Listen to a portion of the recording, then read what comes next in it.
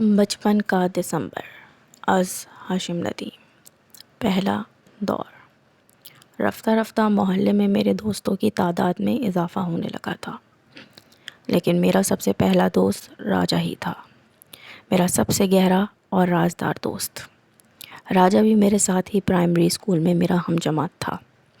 اس کا گھر میرے گھر کے بالکل سامنے والی گلی میں چند قدم کے فاصلے پر تھا۔ ہماری دوسری جماعت کے سالانہ امتحانات شروع ہو چکے تھے۔ میرے پاس امتحانی گتا ہارڈ بورڈ نہیں تھا، لہٰذا میں تختی کے اوپر رکھ کر پرچہ دیتا تھا اور تختی کے سرے پر پرچہ جکڑنے کے لیے لوہے کا چھوٹا سا کلپ یعنی چپٹی لگا لیتا تھا، جبکہ راجہ اپنے ماں باپ کا اکلوتا اور بے حد لاڈلا بچہ تھا۔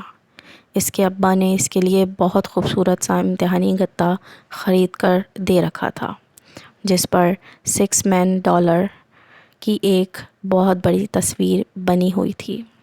ان دنوں ہمارے گھر میں ٹی وی نہیں تھا، محلے میں صرف ایک ہی گھر میں black and white T V تھا، اور ہم سب بچے گھر والوں سے چھپ کر غفور چچا کے گھر ہفتے کی رات کو $6 دیکھنے کسی نہ کسی طرح پہنچ ہی جاتے تھے۔ ہمارے گھر میں ٹی وی نہیں تھا، محلے میں صرف ایک ہی گھر میں black and white T V تھا، اور ہم سب بچے گھر والوں سے چھپ کر غفور چچا کے گھر ہفتے کی رات کو $6 ملین مین دیکھنے کسی نہ کسی طرح پہنچ ہی جایا کرتے تھے۔ غفور چچا لاٹ صاحب کے دفتر میں کلرک تھے، اور ان کے ٹھاٹ باٹ بھی کسی لاٹ صاحب سے کم نہ تھے۔ ہفتے کی رات غفور چچا اپنا ٹی وی گھر میں کسی ایسے مقام پر رکھ دیتے تھے جہاں سے صحن اور گھر کے دروازے کے باہر بیٹھے بچوں کی نظر بھی ٹی وی پر پڑ سکے۔ میں اپنے ابا کے ڈر سے سب سے آخر میں گھر سے نکلتا تھا، لہٰذا راجہ کی یہ ڈیوٹی ہوتی تھی کہ وہ میرے لیے اس منی سینما گھر کے اسٹال یا بالکنی میں کوئی اچھی سی جگہ گھیرے رکھتا، اور میرے دیر سے آنے پر ہمیشہ غصے سے مجھے گھورتا کہ مجھے پروگرام کی شروعات یا 6 ملین کی اونچی سی لگائی گئی ایک بہت عمدہ جمپ چوک گئی ہے۔ اگلی صبح راجہ مجھے وہ تمام کہانی پھر سے باقاعدہ پرفارم کر کے دکھاتا۔ ان دنوں اکثر میرے اور راجہ کے ہاتھوں، پیروں یا سر پر پٹیاں بندھی دکھائی دیتی تھیں، کیونکہ جب تک ٹی وی پر $6 ملین مین چلتا رہا، ہم دونوں نے ہر اونچائی سے اس کی طرح کودنے کی اور مختلف چیزوں کو ہاتھ، پیر اور سر سے توڑنے کی قسم کھا رکھی تھی۔ ان دنوں ہم دونوں اپنی اپنی امیوں کے ساتھ، جو آپس میں گہری سہیلیاں بھی تھیں، لنڈا بازار جا کر خاص طور پر ایسی جیکٹس اور دستانے وغیرہ چنتے تھے جیسے پچھلی قسط میں ہم نے 6 ملین صاحب کو پہنے دیکھا ہوتا تھا، اور پھر میں اور راجہ ویسے کپڑے پہن کر محلے میں دوسرے بچوں کے درمیان اتراتے پھرتے تھے۔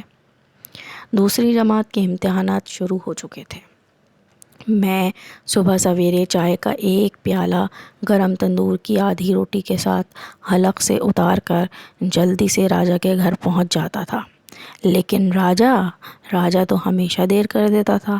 اس کی امی اسے باورچی خانے میں اپنے سامنے چوکی پر بٹھائے گرم پراٹھے اور انڈوں کا ناشتہ کروا رہی ہوتی تھی۔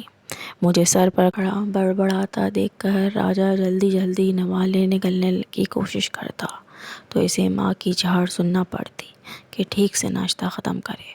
خدا خدا کر کے راجہ کی تیاری ختم ہوتی تو اس کی ماں اس طرح دعائیں دیتے ہوئے میرے ساتھ روانہ کرتی جیسے وہ اسکول کے امتحان دینے نہیں بلکہ کسی محاذ پر دشمن کے ٹینکوں کے سامنے لیٹنے جا رہا ہو۔ یہ اور بات ہے کہ نتیجہ نکلنے پر عام طور پر راجہ کو بمشکل اعزازی نمبر دے کر ہی پاس کیا جاتا تھا۔ راجہ کا دھیان کبھی پڑھائی میں نہیں لگتا تھا۔ سردیوں کی نرم گلابی دھوپ میں جب ہم دونوں پرچہ دینے کے لیے اسکول کی طرف جا رہے ہوتے تو اس وقت بھی راجہ دیواروں اور دکانوں کی چھتوں پر لگے فلموں کے پوسٹر پر زیادہ دھیان دے رہا ہوتا۔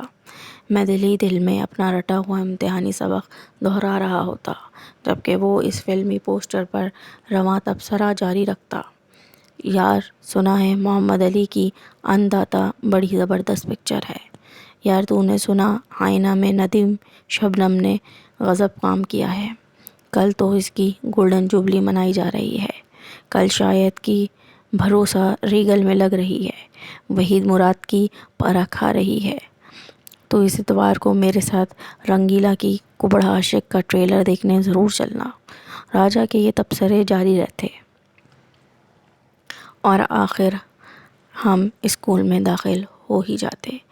ہماری پرائمری اسکول میں کوئی امتحانی ہال نہیں تھا، لہٰذا ہم سب بچوں کو میدان میں ایک ایک قطار میں ان کی جماعت کے حساب سے بٹھا دیا جاتا تھا اور تختہ سیاہ پر 8-10 سوال لکھے جاتے تھے، جنہیں ہم جلدی جلدی اپنی تختی پر یا پھر پرچے پر اتار لیتے، اور پھر ان میں سے 5 سوالوں کے جواب ہمیں پرچے پر اتارنا ہوتے تھے. راجا ہمیشہ کسی نہ کسی بہانے سے میرے پیچھے یا دائیں بائیں کسی جگہ پر قبضہ جما لیتا تھا، اور میرا فرض تھا کہ میں اپنے پرچے کا رخ اس طرح سے رکھوں کہ راجا کی نظر برابر اس پر پڑتی رہے. اگر کسی پرچے میں بدقسمتی سے کسی استاد کی نظر راجا پر پڑ ہی جاتی تو اس کا وہ پرچہ ہمیشہ ادھورا ہی رہ جاتا. ایسی صورت میں امتحان کے نتیجے سے پہلے راجا کے ابا کو ہمارے اسکول کا ایک خیر سگالی کا پھیرا لگانا ضروری ہو جاتا تھا. البتہ راجا کو میرا یوں دن بھر وجو آپی کے گھر کے پھیرے لگانا بالکل بھی پسند نہیں تھا. وہ ہمیشہ مجھ سے اس بات پر لڑتا تھا کہ میں بھرے کھیل کے میدان میں سے وجو آپی کی ایک آواز پر یوں دوڑ کر ان کی بات سننے چلا جاتا تھا جیسے مجھ سے کوئی نماز قضا ہو رہی ہو. اس دن بھی مغرب سے کچھ دیر پہلے ہم سب محلے کے بچے مل کر کھو کھو کھیل رہے تھے کہ اچانک دور سے میری نظر وجو آپی پر پڑی، جو اپنے دروازے سے باہر جھانکتے ہوئے مجھے بلانے کے لیے اشارے کر رہی تھی. اگلے ہی لمحے میں کھیل کے میدان کے تمام ضوابط و قواعد توڑتا ہوا ملہی سی وجو آپی کے سامنے کھڑا تھا، جو اس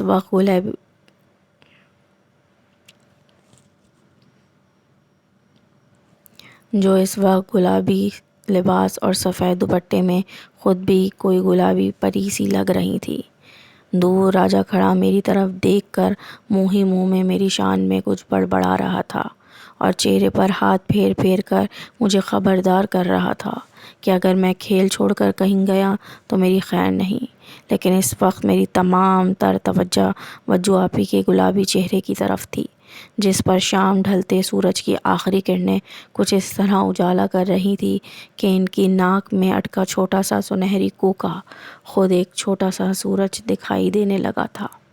وجو آپی کے ہاتھ میں نیاز کی کھیر کی پلیٹ تھی اور دوسرے ہاتھ میں 11ویں کے کورس کی اردو کی کتاب تھی، جس کی شاعری والے حصے میں انہوں نے میر اور غالب کے چند اشعار کو نشان زدہ کر رکھا تھا.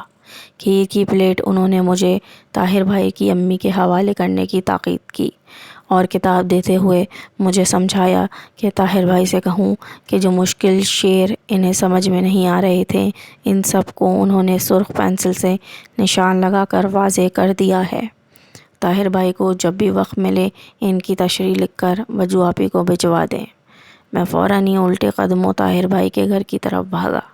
طاہر بھائی کی امی صحن میں بیٹھی انار دانہ سکھا رہی تھی. میری آواز سن کر طاہر بھائی بھی کمرے سے نکل آئے. میں نے وجو آپی کی کتاب ان کے حوالے کی اور سارے راستے ان کا دیا ہوا جو پیغام رٹتے ہوئے آیا تھا وہ میں نے انہیں فر سنا دیا.